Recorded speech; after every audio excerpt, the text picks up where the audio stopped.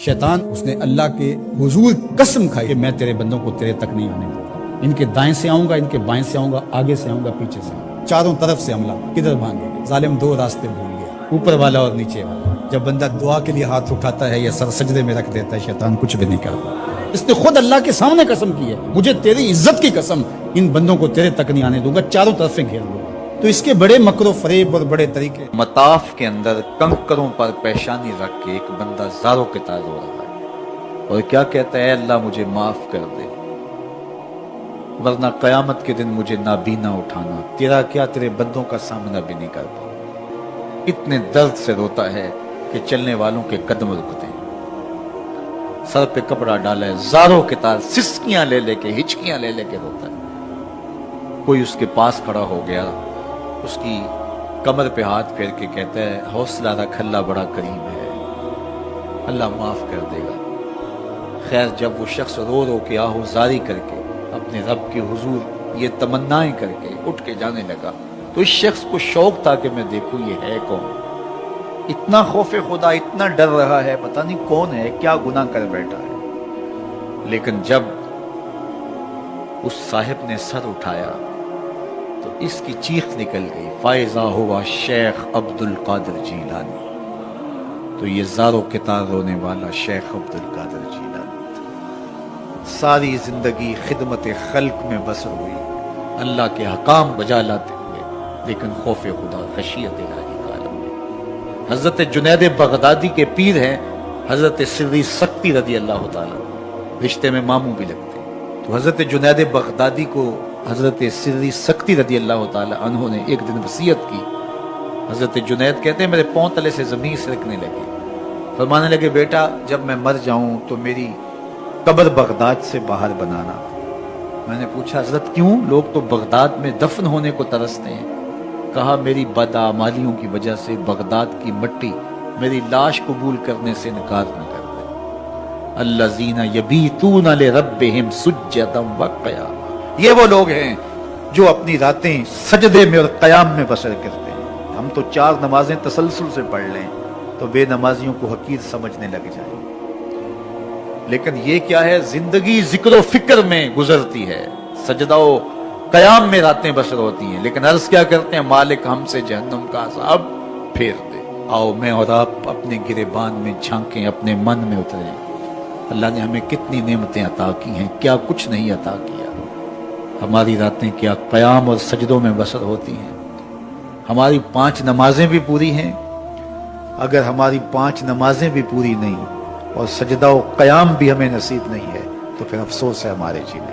जब किसी से प्यार पैदा होता है तो फिर ये आरजू मचलती है कि मैं उसके होंठों से सुनूं कि मैं तुमसे प्यार करता हूँ। तो बंदा हो के प्यार रब से करता है तो फिर दिल में आरज़ू तो मचलती है कि कानों में कोई नगमे रस बोले ना और कोई मुझे कहे कि तुम प्यार करते हो तो वो भी तुमसे प्यार करता है, तो ज़िंदगी की सारी थकन उतर जाए।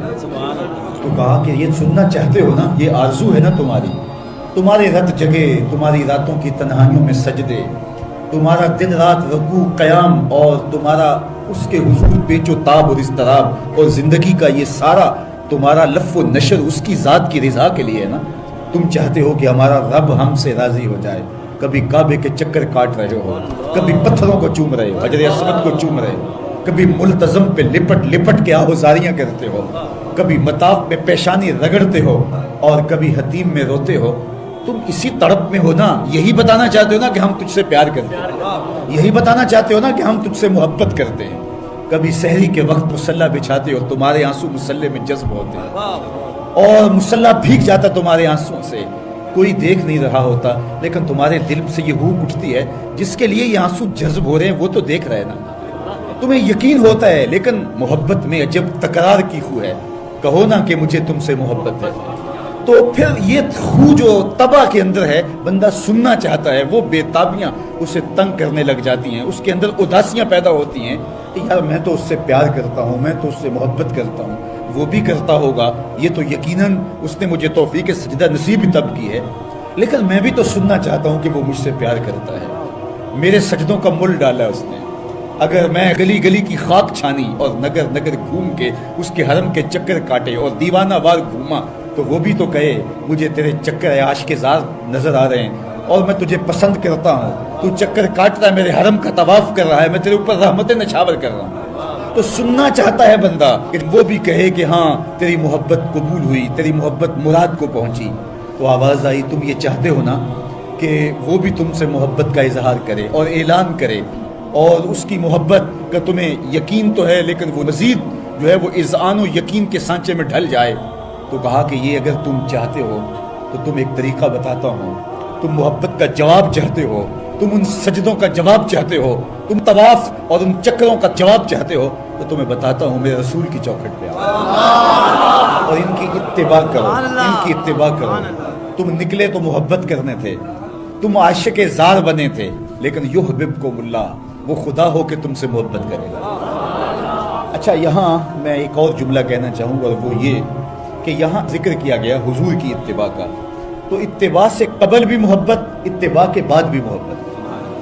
قل ان کنتم تحبون اللہ فاتبعونی یحببکم اللہ، یعنی اتباع سے پہلے بھی محبت، اتباع کے بعد بھی محبت۔ تو کوئی اتباع لالچ میں بھی ہوتی ہے، کسی غرض میں بھی ہوتی ہے کہ میں اس کی بات مانوں تو مجھے یہ ملے گا، لیکن کہا کہ تم نے میرے رسول کی اتباع ایسی کرنی جس کے آگے بھی محبت ہو، جس کے پیچھے بھی محبت۔ جب تم محبت کے دائرے میں رہ کے اتباع اور فرما برداری اور انقیاد اور اطاعت کے زمرے میں آ جاؤ گے تو پھر تم تو نکلے تھے رب سے پیار کرنے کے لیے، لیکن وہ رب ہو کے خود کہتا ہے میں اب تم سے پیار کرتا ہوں، اور درمیان میں اتباع میرے حضور کی آئی۔ یہ مائک جس کمپنی نے بنایا ہے، جب ہم مارکیٹ سے خرید کے لائے تھے تو اس کے ساتھ ایک چھوٹی سی بک بھی آئی تھی جس میں یہ بتایا گیا تھا کہ اس کو ہم نے استعمال کیسے کرنا ہے، خرابی کی صورت میں اس کی اصلاح کیسے ہوگی، اور اگر اس کے مطابق ہم اس کو استعمال کریں،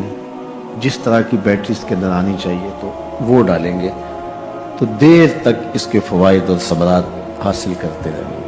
لیکن اگر ہم اس کتاب کو جو اس کے ساتھ ہمیں ملی تھی، جس کمپنی نے اسے بنایا ہے، تو اس کا طریقہ استعمال ساتھ بتایا ہے، اس کتاب کو پھاڑ کے پھینک دیں گے یا اس کو لپیٹ کے کہیں اونچی جگہ پہ رکھ دیں گے اور اس کو اپنی مرضی سے چلانا چاہیں گے تو پھر اپنی مرضی سے ہم اس سے فائدہ حاصل نہیں کر پائیں گے۔ تھوڑا وقت فائدہ حاصل ہوگا لیکن نتیجہ کچھ بھی نہیں ہوگا۔ تو جو کمپنی کوئی چیز تیار کرتی ہے تو اس کا طریقہ استعمال بھی ساتھ چھوٹی سی بک کی صورت کے اندر آپ کو دیتی ہے۔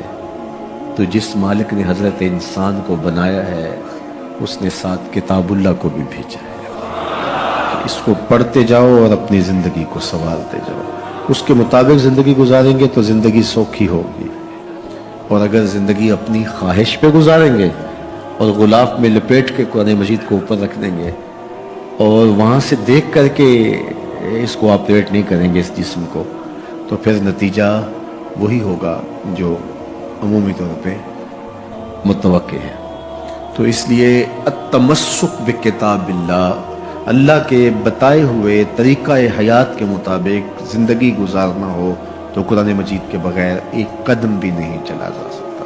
گر تو می خواہی مسلمان زیستن، نیست ممکن جزو قرآن زیستن، اگر تو مسلمان بن کے جینا چاہتا ہے تو قرآن مجید کے بغیر ایک قدم بھی نہیں چل سکتا۔ تو اس کتاب کے ساتھ تمسک اختیار کرنے کی تلقین کی۔ اللہ کے محبوب نے ارشاد فرمایا کہ میں تمہارے اندر دو بھاری چیزیں چھوڑ کے جا رہا ہوں، ان کو مضبوطی سے تھام لو گے تو کبھی گمراہ نہیں ہوگے۔ اولہما کتاب اللہ، ان میں سے پہلی چیز اللہ کی کتاب ہے، فیہ الہدی والنور فخذوا بکتاب اللہ واستمسکوا بہ، اس میں ہدایت ہے، روشنی ہے، اس کو مضبوطی سے پکڑ لو، اچھی طرح سے تھام لو، تم گمراہ نہیں ہوگے۔ یار جو شخص نابینا ہے اسے کیا پتا کہ یہ پھولوں کی بہاریں کیا ہوتی ہیں، جو پیدائشی نابینا ہے اسے کیا پتا ہے کہ آسمان پر بزم کواکب کے رنگ کیا ہے، اسے تتلی کے پروں میں قدرت کی صنائی کا کیا اندازہ ہو سکتا ہے، اسے مور کے پروں میں رنگوں کی مینا کاری کا کیا اندازہ ہو سکتا ہے، اسے پھوٹتے جھرنوں، بہتی ندیوں اور کوسے قضا کی رنگینی اور دھنک کی شوخیوں کا لطف کیسے نصیب ہو سکتا ہے، اس کو کیا پتا حسن کیا ہوتا ہے، اس کو کیا پتا جمال کیا ہوتا ہے۔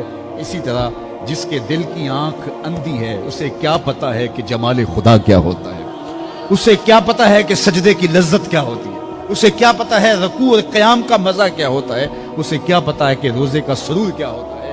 तो अगर हम अपने दिल के मैल उतारेंगे तो दिल की आंखें खुलेंगी, तो फिर जिंदगी का लुत्फ आना शुरू होगा, फिर पता चलेगा इस्लाम क्या है, फिर पता चलेगा दीन क्या है। अल्लाह अकबर। इसीलिए कुरान ने कहा मन काना फी हाज़िही आमा फहुवा फिल आखिरति आमा व अदल्लु सबीला, जो दुनिया में अंधा रहा कल क़यामत के दिन भी नाबीना उठाए। उससे इन आंखों की बेनूरी मुराद नहीं है, दिल की बेनूरी मुराद है। इकबाल ने कहा था दिल बीना बिकर तलब खुदा से, कि आंख का नूर दिल का नूर नहीं, आंख का नूर और है, दिल का नूर और है। तो जिस तरह आंख बेनूर हो जाए, आंख पर धुंध जाला कुकरे और सफेद और काला मोतिया उतर आए, तो हम सब कुछ बेच करके भी आंखों का नूर खरीदने की कोशिश करते हैं। तो यार कभी उजड़े हुए दिल का भी तो इलाज करो। इलाज तुम्हारे घर में पड़ा है, रातों की तन्हाइयों में उठ के कुरान पढ़ो और साथ रोया करो, देखना दिल के मैल उतरने शुरू हो जाएंगे, और दिल के पर्दे से वो गलास्तें जब उतरेंगी तो फिर पता चलेगा कि दिल जमाले यार कैसे देखता है, दिल की दुनिया क्या है। विच्चे भेड़े विच्चे झेड़े विच्चे वंज महाने हूँ, 14 तबक दिले दे अंदर तंबू वांगू ताने हूँ, फिर पता चलेगा ये दिल दुनिया क्या है। फिर इसकी तड़प, इसकी बेचैनी, इसका इस्तिराब जिंदगी का हासिल बन जाएगा। फिर जिंदगी की बेचैनियां, दिल की बेचैनी और दिल का महबूब की याद में तड़पना तुम्हें सरूर देगा। फिर तुम एक एक उज़व में दिल मांगोगे, वो मजा दिया तड़प ने मेरी आरज़ू है यारम, वो मजा दिया तड़प ने मेरी आरज़ू है यारम, मेरे दोनों पहलुओं में दिले बेकरार होता। फिर समझ आएगी कि ये दिल कितनी कीमती शय है। अल्लाह ने बदन में आंखें भी दो रखी हैं, कान भी दो रखे हैं, हाथ और पांव भी दो रखे हैं, लेकिन दिल एक ही रखा है, और दिल अर्शुल्लाह है, अल्लाह का अर्श है। फिर पता चलेगा। तो आइए दिल से जंग उतारें, मैल उतारें, दिल मुसफ़ा हो, दिल खूबसूरत बन जाए। फिर दिल की कशकोल फैला के फिर अर्ज करें हर तमन्ना दिल से रुखसत हो गई, अब तो आजा, अब तो खलवत हो गई। लेकिन ये मैल कुचैल से हटा हुआ होगा तो गंदी जगहों पे महबूब तो नहीं आती। तो हसद, हकद, कीने, बुग़्ज़, नफरतें ये हम पाले रखते हैं। अपनी जिंदगी को हमने खुद बोझल बनाया हुआ है। मियाँ हसद करने से महसूद का क्या होगा, हम अपने आप को तलखी में मुब्तला किए हुए हैं। बुग़्ज़ रखने से मबगूज़ का क्या होगा, हम अपने आप को बोझ में मुब्तला किए हुए। तो अपने दिल से ये सारे बोझ उतार करके जब दिल को मुसफ़ा और मुज़क्का करेंगे तो फिर देखिए कि दिल के आईने में कैसे जमाल यार दिखाई देता है। तो इस दिल की इस्लाह होगी कसरत के साथ कुरान मजीद की तिलावत करने से। तो रातों की तन्हाइयों में उठ के कुरान पढ़ो, देखना कि कैसे दिल के जंग उतरते हैं। बाज़ लोग बड़ी अजीब खबर सुनाते हैं, मियाँ तुम्हें कैसे पता? वो कहता है मैं रात अचानक नींद नहीं आ रही थी तो एक चैनल खोला तो उसमें ये खबर चल गई थी। तो मैंने कहा तुझे नींद नहीं आ रही थी, तूने चैनल खोला, काश तू कुरान खोल के बैठ जाता, तुझे वो दिखाई देता कि तेरा अंदर तेरा बाहर रोशन हो जाता। तो रातों की तन्हाइयों में उठ के कुरान मजीद पढ़ने का मिजाज पैदा करें। अपनी सुबह का आगाज कुरान मजीद की तिलावत से करें। अपने दिन को समेटें, सोने की तैयारी करें, सूरह मुल्क से अपने मामलात को समेटें। ये चंद दिन करके देख लें। और अगर आपको मुआशी मसाइल हैं, मुश्किलात हैं, तो सूरह वाक़िया इसके लिए अक्सीर है। सिर्फ 3 रुकू हैं, इतनी अक्सीर कि जिसकी जिंदगी में सूरह वाक़िया आ गई वो मुश्किलात में मुब्तला नहीं होता। अल्लाह उसके लिए रिज़्क़ के दरवाजे खोल दे। मदीने की गली से मेरे हुजूर का गुजर हुआ। एक ऐसा मकान बन रहा था जिस तर्ज के मकान को हुजूर पसंद नहीं करते। तो पूछा ये किसका मकान है? कहा फला अंसारी का। हुजूर गुजर गए, किसी ने उसको जाके बताया हुजूर तेरी गली से गुजरे थे, तेरे मकान को देखा, शायद हुजूर को पसंद नहीं आया। चेहरा बता रहा था हुजूर का कि तेरा मकान अच्छा नहीं लगा। उन्होंने कुदाल लिया और मकान जमीन के बराबर कर दिया। चंद दिन के बाद हुजूर का फिर गुजर हुआ तो देखा कि मिट्टी का ढेर पड़ा हुआ है, मलबा पड़ा हुआ है। कहा इस शख्स को बुलाओ। बुलाया गया, कहा मैं गुजरा था, तेरा मकान बन रहा था, अब मिट्टी का ढेर पड़ा है। हुजूर मैंने गिरा दिया। फरमाया क्यों? अर्ज की सुना था आपको पसंद नहीं, सुना था आपको पसंद नहीं। मैं और आप अपने अंदर उतरे और देखें हमारा क्या क्या हुजूर को पसंद। मुहम्मद दी ज़ियारत मुहम्मद दे रंग विच ये ठगबाजियां जाने प्यारा सल्लल्लाहु अलैहि वसल्लम। जब उनके हुए तो फिर अपनी ख्वाहिश रही कहाँ? अपनी रिजा को महबूब की रिजा में फना कर देने का नाम ही तो मोहब्बत है। तेरे हुंदियां सुंदियां महबूबा मैं काफिर होवां जे मैं होवां। اپنی نفی کرنے کا نام بھی تو محبت. لیکن میں اپنی خواہشات کا پتلا ہوں اور عاشق رسول بھی ہوں. کیسی عجیب کہانی ہے. میں اپنی آرزوؤں کا بندہ بھی ہوں اور عاشق رسول ہوں. کیسی عجیب کہانی ہے. جب ان کے ہو گئے پھر اپنا کچھ نہ رہا. محبوب کی رضا میں اپنے آپ کو گم کرنے کا نام محبت ہے. جب ان کے ہوئے تو پھر زندگی کا جمال، زندگی کا نور نصیب ہوا، زندگی کی حقیقتیں ہاتھ آ گئی. میں عاشق رسول کہلاتا ہوں، حج اور عمرے بھی کرتا ہوں.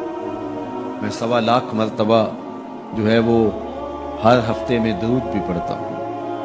میں محفل میلاد کرواتا ہوں، پوری دنیا کے نعت خواں جمع کرتا ہوں. لیکن حضور کی سنت چہرے پہ سجانے کی توفیق نہیں ہے. مجھے حضور علیہ الصلوۃ والسلام کے بتائے ہوئے طریقے کو اختیار کرنے کی ضرورت نہیں ہے. صاحب سوچیں کہیں آپ اپنے آپ سے دھوکہ تو نہیں کر رہے. ان سے تو نہیں کیا جا سکتا. ان سے دھوکہ کون کرے؟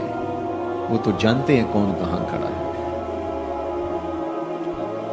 میرے حضور بولے، یاری لا تو پاک نبی سنگ اے پر پوری یاری.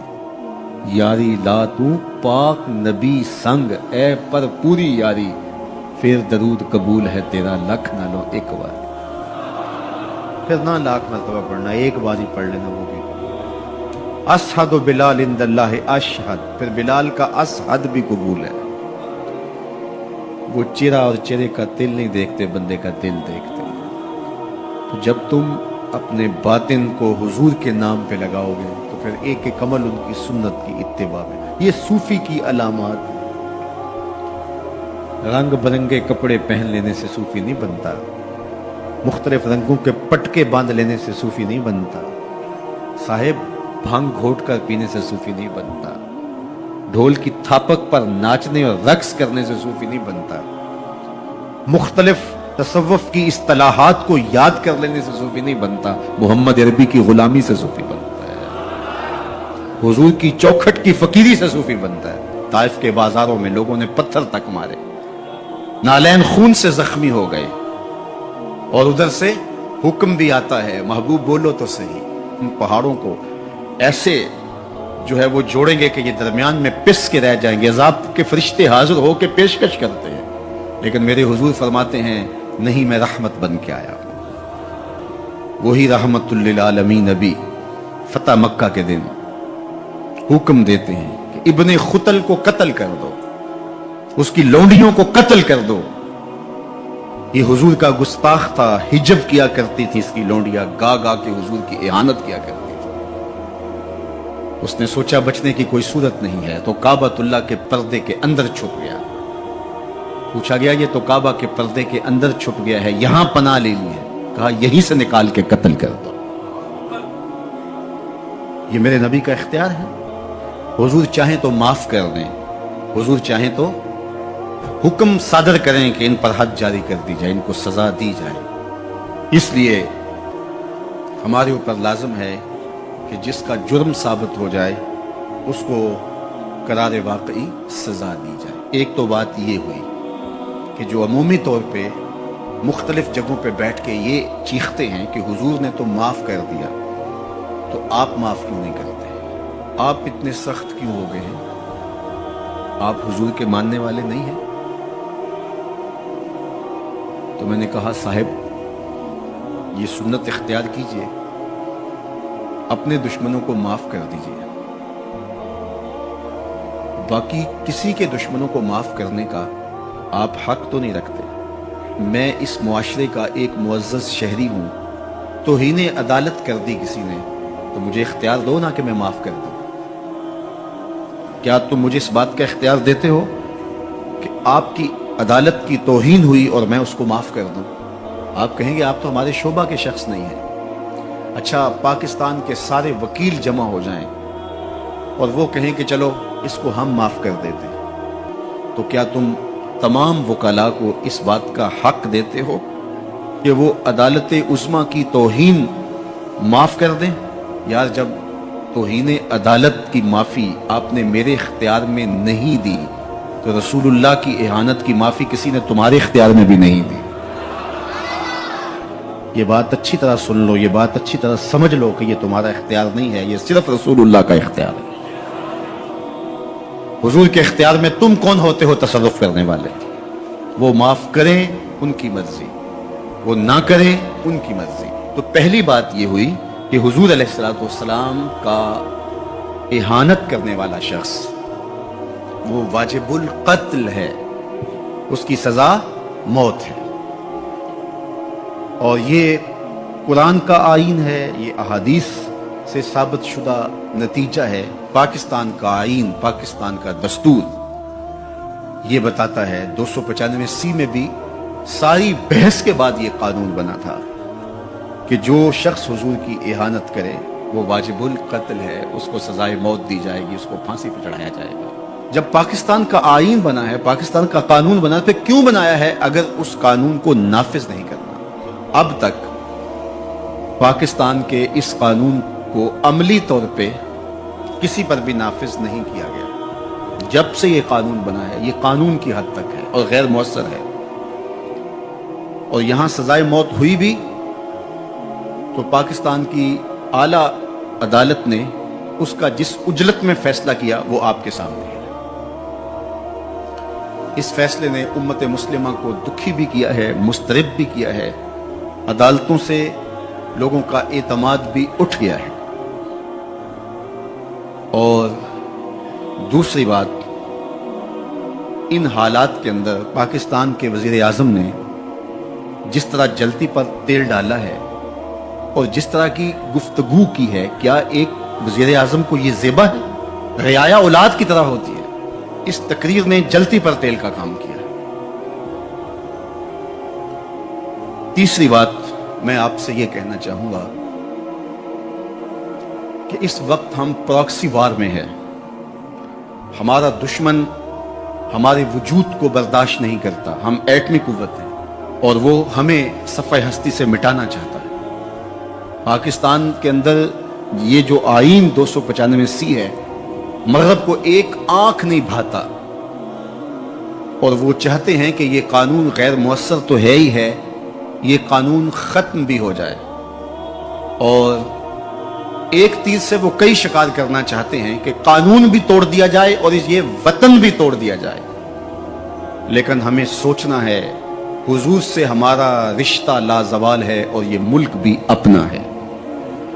اس لیے احتجاج ہمارا جمہوری اور آئینی حق ہے اور اس کو ہم جس انداز میں بہتر سمجھتے ہیں احتجاج ریکارڈ کروانا چاہیے. کسی نے بیان دے دیا, کسی نے تحریر لکھ دی, کسی نے کالم لکھا, کسی نے میڈیا پہ آ کے اپنے جذبات کا اظہار کیا, کسی نے اداروں کو پیغام دیا, کسی نے احتجاجی مظاہرہ کر کے, جلوس نکال کر کے اعلان کیا, کسی نے دکان بند کر کے اس بات کا اعلان کیا کہ ہم تمہارے اس فیصلے کو قبول نہیں کرتے. تو یہ ہمارا آئینی جمہوری دستوری حق ہے کہ ہم اپنے جذبات کا اظہار کریں. لیکن ہمیں اس موقع پہ گہری نظر رکھنا پڑے گی کہ دشمن اس سے فائدہ حاصل نہ کرے. اپنے لوگوں کو مرتب اور منظم رکھا جائے. جذبات کے اس ماحول کے اندر بھی ہم اپنی گفتگو کو پورے غور و فکر کے ساتھ تول کے بولنے کا مزاج بنائیں تاکہ ملک کے اندر کوئی ایسی صورتحال پیدا نہ ہو. اللہ میرے وطن کی حفاظت کرے اور ہم سب کو حضور علیہ السلام کے ساتھ لازوال محبتوں کا جو رشتہ ہے اس کو نبھانے کی توفیق دے. حضور کے سامنے حشر کے دن ہم شرمندہ نہ ہوں.